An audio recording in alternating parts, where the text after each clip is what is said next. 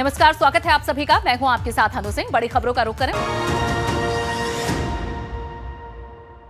और चलिए अब खबरों में आगे बढ़ेंगे एक बड़ी खबर के साथ। शामली में मेरठ एसटीएफ की ताबड़तोड़ छापेमारी हुई है, जहां 2 लोगों को हिरासत में लिए जाने की भी खबर है। कश्मीर से इनपुट के आधार पर एसटीएफ कार्रवाई कर रही है। अभी भी एसटीएफ की 4 टीमें छापेमारी कर रही है। स्थानीय पुलिस के साथ शहर के कई जगहों पर दबिश दी गई। पिस्टल बेचने या बनाने की सूचना पर आरोपी को हिरासत में लिया गया। अभी टीम शामली नगर में ही है और छापेमारी चल रही है। इस वक्त ये बड़ी खबर, जहां एसटीएफ की 4 टीमें छापेमारी कर रही हैं। अभी भी ये छापेमारी जारी है। स्थानीय पुलिस के साथ शहर में कई जगहों पर दबिश दी जा रही है। 2 लोगों को हिरासत में लिए जाने की खबर है और अभी भी ये छापेमारी चल रही है। कश्मीर से इनपुट के आधार पर यह कार्रवाई हो रही है। इस वक्त की ये बड़ी खबर, एसटीएफ की 4 टीमें छापेमारी में जुटी हुई हैं। 2 लोगों को हिरासत में लिया गया है, जबकि अभी भी कुछ संदिग्धों की तलाश में एसटीएफ की टीम छापेमारी में जुटी हुई है। कश्मीर से इनपुट मिला, जिसके आधार पर ये 4 टीमें इस वक्त छापेमारी कर रही हैं। 2 लोगों को हिरासत में भी लिया गया है। स्थानीय पुलिस के साथ शहर में दबिश दी जा रही है। बता दें कि पकड़े गए लोगों से पूछताछ के आधार पर आगे भी कुछ और लोगों की गिरफ्तारी की उम्मीद है। पंकज हमारे संवाददाता ज्यादा जानकारी देंगे। पंकज, सबसे पहले बताएं कि इनपुट क्या मिले थे और अभी करंट कहां छापेमारी हो रही है एसटीएफ की? जी, आपको बता दूं कि शामली जो एसटीएफ मेरठ के जो सीओ हैं ब्रिजेश जी, वो अपनी लगातार 4 टीमों के साथ शामली पहुंचे थे, जिन्होंने मोहल्ला पंसारियान और काजीवाड़ा में धरपकड़ शुरू कर दी है। फिलहाल आपको बता दें 2 लोगों को हिरासत में लिया गया है। बताया जा रहा है कि कश्मीर से हथियार बेचने का, तस्करी का जो मामला था वो सामने आया है। फिलहाल अभी तक पूछताछ चल रही है और भी लोगों को उठाने की बात चल रही है। अभी फिलहाल पूछताछ करने के बाद उसके बाद जो है शामली पुलिस के साथ मिलकर के और लोगों की गिरफ्तारी की जाएगी। जी ठीक है, शुक्रिया इस जानकारी के लिए आपका पंकज। और अब एक हादसे की खबर नोएडा से मिल रही है, जहां सेक्टर 73 में आग का तांडव देखने को मिला। यहां झुग्गियों में आग लगने से हड़कंप मच गया। तकरीबन 40 झुग्गियां आग में जलकर खाक हो गई। मौके पर आग बुझाने में अब फायर ब्रिगेड की गाड़ियां जुटी हुई हैं। सभी लोगों को झुग्गियों से बाहर निकाला गया है। हालांकि किसी के हताहत होने की कोई सूचना नहीं है। ये एक्सक्लूसिव तस्वीरें आप देख रहे हैं। मौके पर दर्जन भर से ज्यादा दमकल की गाड़ियां मौजूद हैं। आग बुझाने की कड़ी मशक्कत की जा रही है। थाना 113 क्षेत्र का ये मामला है। कई झुग्गियां आग में जलकर खाक हो चुकी हैं। करीब 40 झुग्गियां हैं जो आग में जली हैं। यहां रहने वाले सभी लोगों को सुरक्षित बाहर निकाल लिया गया। किसी के हताहत होने की खबर नहीं है। नोएडा के सेक्टर 73 में आग का ये तांडव देखने को मिला है। एबीपी गंगा पर इसकी एक्सक्लूसिव तस्वीरें आप देख रहे हैं। मौके पर आग बुझाने के लिए फायर ब्रिगेड की कई गाड़ियां पहुंची हुई हैं। किसी के हताहत होने की कोई सूचना नहीं है। आधा दर्जन से ज्यादा दमकल विभाग की गाड़ियां इस वक्त मौके पर मौजूद हैं। किस तरह से भयंकर आग फैली, ये आप तस्वीरों में देख सकते हैं। 40 झुग्गियां बताई जा रही हैं जो इसकी चपेट में आ गई। आग बुझाने की मशक्कत में अभी भी दमकल विभाग की गाड़ियां जुटी हुई हैं। ये एक्सक्लूसिव तस्वीरें नोएडा के सेक्टर 73 में ये झुग्गियां हैं जहां ये हादसा हुआ है। किस तरह से आग भड़क रही है, यहाँ से निकलता धुएं का गुब्बार भी आप देख सकते हैं। एक एक कर काफी झुग्गियां इसकी चपेट में आ गई। बताया जा रहा है कि 40 झुग्गियां इसकी चपेट में आई हैं। अंकित कौशिक हमारे संवाददाता इस वक्त ज्यादा जानकारी देंगे। अंकित, सबसे पहले बताएं अभी स्थिति क्या है मौके पर? देखिए, अभी की बात की जाए, आपको बता दूं कि लगभग आधे दर्जन से ज्यादा जो विभाग की गाड़ियां हैं वो आग बुझाने के जिद्दोजहद में लगी हुई है। और अभी की बात की जाए तो काफी हद तक आग पे काबू पा लिया गया, लेकिन अभी भी काफी ऐसी झुग्गियां हैं जहां पर आग लगी हुई है। लेकिन देखिए, सबसे बड़ी राहत की बात यह है कि जो लोग वहाँ मौजूद थे उनको समय के चलते सभी को बाहर निकाल लिया गया था। तो इसमें अभी तक किसी की जनहानि की कोई जानकारी कोई इसमें नहीं आई है। लेकिन साथ ही साथ आपको बता दें कि आग इतनी भीषण है कि जो झुग्गियां आसपास ही करीब 40 से 45 झुग्गियां जो जलकर खाक हो गई। क्योंकि यह पूरा जो इलाका है, आपको बता दूं लगभग यह 1 बीघे से 2 बीघे के इलाके में पूरी झुग्गियां बनी हुई है और लगभग 200 के आसपास की झुग्गियां बनी हुई है। लेकिन अब जो दमकल विभाग की जो प्राथमिकता है, कहीं ना कहीं जिस तरीके से आग विकराल रूप धारण कर रही है और आगे फैलती जा रही है, उसको प्रथमता जो है जो डाइवर्ट करने के लिए जो झुग्गी है, कुछ झुग्गियों को बकायदा वहां तोड़ा गया है, जिसके कारण आगे न बढ़ सके। और अभी की बात की जाए तो फिलहाल दमकल विभाग लगातार आग बुझाने की जिद्दोजहद में लगा हुआ और जल्द ही जो है आग पर काबू कर लिया जाएगा। जी बिल्कुल। और अंकित, आग जिस तरह से लगी है उससे अंदाजा लगाया जा सकता है कि कितने बड़े इलाके में ये फैल चुकी है। ये भी बताएं कि कितनी देर पहले आग लगी थी, कब से मशक्कत जारी है और आगे क्या कहा जा रहा है? आग पर काबू जल्द पा लिया जाएगा? जैसे आपने बताया कि कुछ जो झुग्गियां हैं वहां से हटाई गई हैं ताकि आग और ना फैले। जी देखिए, बिल्कुल आपको बता दूं कि करीब आधे घंटे का समय ज्यादा हो चुका है, लगातार उपकत जो है दमकल विभाग कर रहा है। और यही वजह है कि जिस तरीके से क्योंकि शुरुआती में जो झुग्गियां हैं पूरी ये पॉलीथीन व लकड़ी के स्ट्रक्चर पे खड़ी हुई थी और इसी कारण जो आग ने विकराल रूप धारण किया। लेकिन देखिए, समय के चलते ये रहा कि जो लोग मौजूद थे, जो अंदर मौजूद थे, उनको लोकल पुलिस ने और दमकल विभाग की गाड़ियों में मिलकर उनको बाहर निकाल लिया गया। लेकिन अब बात की जाए अभी की स्थिति की, तो कहीं ना कहीं आग को जो है काबू करने की जद्दोजहद लगातार। ठीक है अंकित, आप इस पर नजर बनाए रखिएगा। फिलहाल शुक्रिया इस जानकारी के लिए। तो आग अभी भी लगी हुई है लेकिन कोशिश की जा रही है जल्द से जल्द आग पर काबू पाने की। बढ़ते हैं आगे, फतेहपुर से एक बड़ी खबर आपको दे दें। धर्म परिवर्तन मामले में एक और आरोपी की गिरफ्तारी की गई है। जहां चर्च में धर्म परिवर्तन के मामले में कोतवाली पुलिस ने कई लोगों को गिरफ्तार किया है। इससे पहले पुलिस ने 12 आरोपियों को गिरफ्तार किया था। 34 आरोपी फरार थे। इनमें से आज कई आरोपियों को गिरफ्तार कर लिया गया है। कोतवाली पुलिस इन आरोपियों को पकड़ने के लिए लगातार छापेमारी कर रही थी। बाकी आरोपियों को पकड़ने के लिए तेजी से अभियान चल रहा है। धर्म परिवर्तन का यह मामला जिसमें छापेमारी के बाद कुछ और आरोपी पुलिस की पकड़ में आए हैं। वहीं कानपुर से भी खबर मिल रही है। धर्म और पहचान छिपाकर युवती को बहकाने की कोशिश की गई। सोशल मीडिया पर धर्म छिपाकर युवती को प्यार में फंसाया गया। सच सामने आने पर युवती ने इसकी शिकायत दर्ज कराई। मौके पर जाकर बजरंग दल के कार्यकर्ताओं ने हंगामा कर दिया। पुलिस ने आरोपी शाह आलम को अब गिरफ्तार कर लिया है। कलेक्टरगंज थाना क्षेत्र का यह मामला है जहां पुलिस ने आरोपी के खिलाफ केस दर्ज किया है। बजरंग दल के कुछ कार्यकर्ता भी मौके पर पहुंचे और हंगामा करने लगे। आजमगढ़ में पुलिस और हत्यारों के बीच मुठभेड़ की सूचना है। मुठभेड़ में हत्या के मुख्य आरोपी के पांव में गोली लगी। 3 दिन पहले युवती का सिर कटा हुआ शव मिला था। पुलिस ने मुठभेड़ के बाद हत्यारोपी को गिरफ्तार कर लिया। आजमगढ़ के अहिरौला में पश्चिम पट्टी गांव के पास ये मुठभेड़ हुई है, जिसके बाद आरोपी अब पुलिस की गिरफ्त में है। इसकी तलाश में पुलिस जुटी हुई थी। हत्या के मुख्य आरोपी को अब पुलिस ने पकड़ लिया है।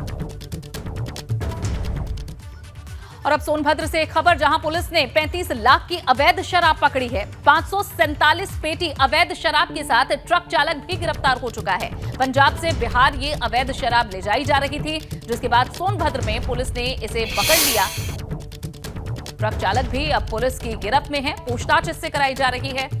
पंजाब से बिहार ये किसे डिलीवर करनी थी, इस बाबत सवाल जवाब चल रहे हैं। अवैध शराब की ये बड़ी खेप है जो पुलिस ने पकड़ी है।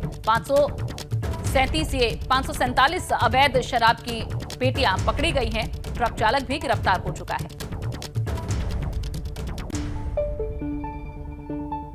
जालौन से खबर जहां अस्पताल में नवजात की मौत पर हंगामा हो गया। प्राइवेट अस्पताल की लापरवाही से मौत का आरोप लगाया गया है। नाराज लोगों ने सड़क जाम कर अस्पताल बंद करने की मांग की। मौके पर पुलिस ने लोगों को समझाने का प्रयास भी किया। पैसा लेने और बेड उपलब्ध न कराने और लापरवाही बरतने के आरोप लगाए गए हैं। मौके पर पहुंची पुलिस परिजनों को समझाने में जुटी है। उरई कोतवाली क्षेत्र के कान्हा अस्पताल का ये पूरा मामला है।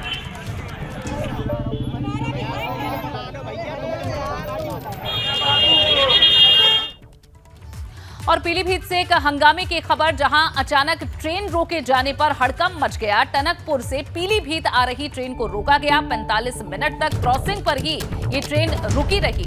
बिजली सप्लाई न आने के कारण ये ट्रेन रुकी गई थी। ट्रेन के गार्ड ने उच्च अधिकारियों को इसकी जानकारी दी। क्रॉसिंग पर खड़ी गाड़ियां जिससे लंबा जाम भी लग गया। दूसरे डीजल इंजन से काफी देर बाद ट्रेन को रवाना किया गया। माधो टांडा हाईवे पर गोहनिया क्रॉसिंग का ये मामला है जहां बिजली की सप्लाई न होने के चलते ट्रेन रोक दी गई।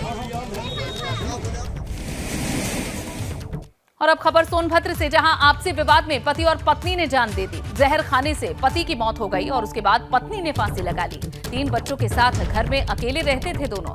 माँ बाप दूसरे मकान में रहा करते थे। सोनभद्र के पन्नूगंज इलाके का ये मामला है जहां पति सुबह अखबार बांटकर घर आया तो उल्टी करने की बात पत्नी ने परिजनों को बताई। परिजन युवक को अस्पताल ले जाते समय जब वे ले जा रहे थे उसी समय रास्ते में मौत हो गई। पुलिस मौके पर पहुंची, अग्रिम कार्रवाई में जुटी। पन्नूगंज थाना क्षेत्र के तिलाड़ी मोड़ का ये मामला है, जहां पति की मौत हुई, उसके बाद पत्नी ने भी फांसी लगा ली। प्रयागराज से भी एक खबर आपको दे दें। निर्माणाधीन मकान के पास दीवार गिरने का मामला, जिसमें मलबे से अब एक मजदूर का शव निकाला गया है। एसडीआरएफ की टीम ने मजदूर का शव बाहर निकाला है। गाजीपुर का रहने वाला ये मजदूर था। शनिवार देर शाम पिलर का गड्ढा खोदते समय बगल के मकान की दीवार गिर गई थी। मिट्टी के गारे की कच्ची दीवार गिरने से हादसा हुआ था। मकान गली में होने और अंधेरा होने की वजह से कल रेस्क्यू पूरा नहीं हो पाया था। मार्केट बनाने के लिए चारों तरफ पिलर का निर्माण किया जा रहा था। पिलर की खुदाई के चलते सौरभ नारायण सिंह के मकान की ये दीवार गिरी थी। नूतन सिंह मार्केट का निर्माण कराया जा रहा था। पुलिस ने अब शव निकालकर पोस्टमार्टम के लिए भेजा है। मृतक मजदूर के परिजनों को भी इत्तला कर दिया गया है। और अब खबर कानपुर से, जहां माफ कीजिएगा कन्नौज से खबर आपको दे दें, जहां एबीपी गंगा के खबर का असर हुआ है। अवैध खनन को लेकर हुए हंगामे पर कार्रवाई हुई है। आरोपी को कोतवाली से छुड़ा कर ले जाने का यह मामला है, जिसमें कोतवाली प्रभारी, चौकी इंचार्ज और सिपाही को सस्पेंड कर दिया गया है। जांच में दोषी पाए जाने पर एसपी ने कार्रवाई की है। एबीपी गंगा ने खबर दिखाई, जिसका अब असर भी हुआ है। कार्रवाई इन लोगों पर की गई है। कन्नौज से बड़ी खबर, अवैध खनन को लेकर हंगामे पर कार्रवाई की गई है।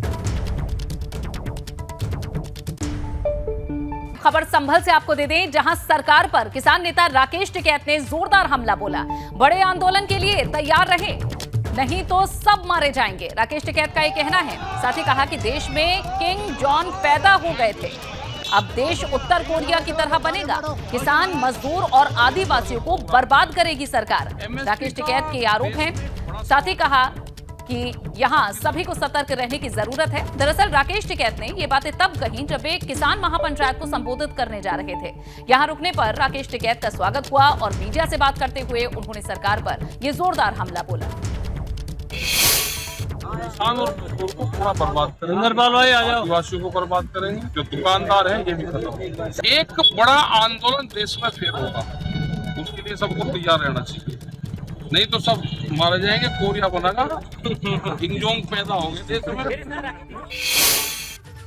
उधर मैनपुरी के रण में सियासी जोड़ तोड़ जारी है। आज इसी कड़ी में एक ऐसी तस्वीर सामने आई जिसने सैफई परिवार के एकजुट होने के दावे को पुख्ता कर दिया। सैफई के एसएस मेमोरियल स्कूल में शिवपाल यादव, अखिलेश यादव और रामगोपाल यादव एक मंच पर एक साथ नजर आए। बड़ी बात यह रही कि इस दौरान अखिलेश यादव चाचा शिवपाल यादव के पांव छूते दिखे। इस दौरान कार्यक्रम को संबोधित करते हुए शिवपाल यादव ने अपने मन की बात कही। उन्होंने कहा कि आपने कहा था हम सब एकजुट हो जाएं और अब हम एक हैं। अब जनता की जिम्मेदारी है रिकॉर्ड वोट से जीत दिलाए। वहीं शिवपाल यादव के बाद जब अखिलेश यादव कार्यक्रम को संबोधित करने पहुंचे तो उन्होंने अपने दिल की बात कही। अखिलेश यादव ने कहा कि चाचा भतीजे में कभी दूरी रही ही नहीं, भाजपा आज की तस्वीर देखकर घबरा रही होगी।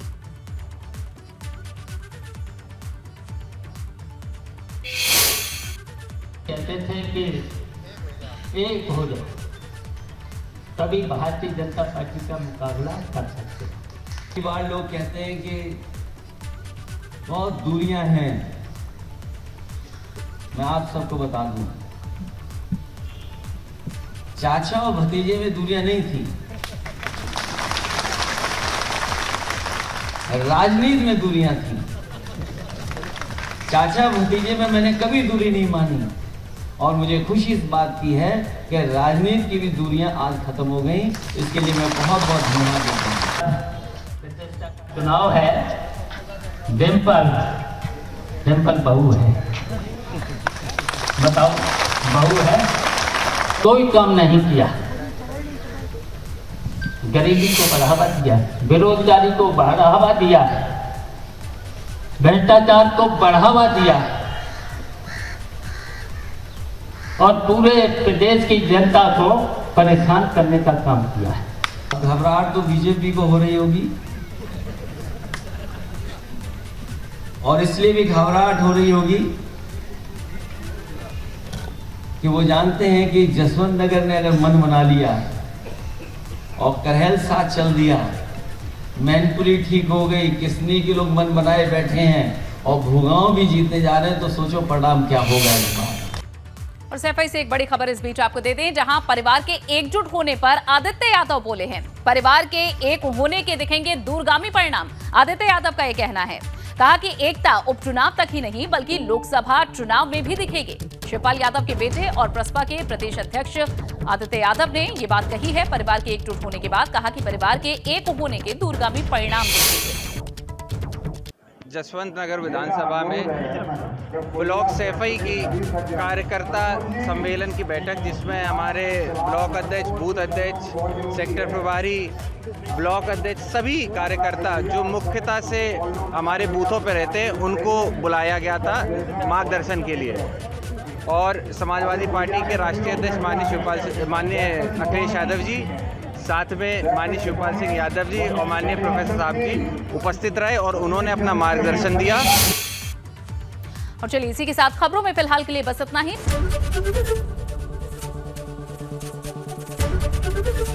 एबीपी गंगा, खबर आपकी, जुबान आपकी।